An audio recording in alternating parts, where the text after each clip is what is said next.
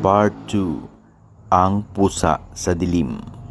Pagkatapos ng unang gabi ng kanyang pagbabago, binago rin ni Kadoy ang kanyang pangalan na si Judy. Hindi inaasahan ni Judy na may isa palang anyong kayang lumabas mula sa kanya. Habang papalapit ang hating gabi, naramdaman niyang lumiit ang mga buto niya. Lumambot ang mga kilos at paglingon niya sa salamin, isang itim na pusa na may pulang mata ang nakatitig pabalik. Lumabas siya ng bahay, bit-bit ang gutom na hindi niya maipaliwanag at napadpad sa bakuran ng kapitbahay niyang si Mama Merle na noon ay nagkukuyod ng niyog.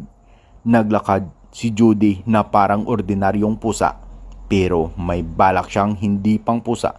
Gusto niyang marinig ang tibok ng puso ni Mama Merle. Maramdaman ang takot nito. Gusto niyang malasahan. Pero bago siya makalapit, napahiyaw si Mama Merle nang makita ang pusang pula ang mata. Sa sobrang gulat na ibato nito ang kandiya, yung tabong may lamang tuyong kuyugang niyog, at tumama iyon diretso sa tiyan ng pusa. Umiyak si Judy, isang tunog na hindi pang pusa, hindi pang tao, parang isang nasugatang nilalang sa pagitan ng dalawang mundo. Kinabukasan, kumalat sa buong baryo ang balita. Si Judy dinala sa ospital, pumutok daw, appendix. Pero walang nakapansin sa isang bagay. Ang sugat ay nasa mismong parte na natamaan ng kandiya at ang hiwa ay hindi mukhang gawa ng sakit. Para itong kagat ng isang bagay na nasa loob niya, pilit lumalabas. Pagbalik niya mula sa ospital, tahimik si Judy. Pero tuwing gabi, may naririnig na ingay sa bubong ni Mama Merle. Kiskis ng kuko, mababang ungol, at minsan ay tila pagaspas ng pakpak.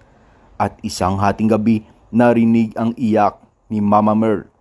Hindi sigaw ng tao, kundi sigaw ng isang nakakita ng sariling refleksyon sa dilim. Refleksyong may dalawang pulang mata at ngiting hindi na para sa mundo. Sa umaga, nakita ang bakuran ni Mama Merle. Kalat ang niyog, durog ang kandiya, at may bakas ng paa at paa ng pusa na halinhinan.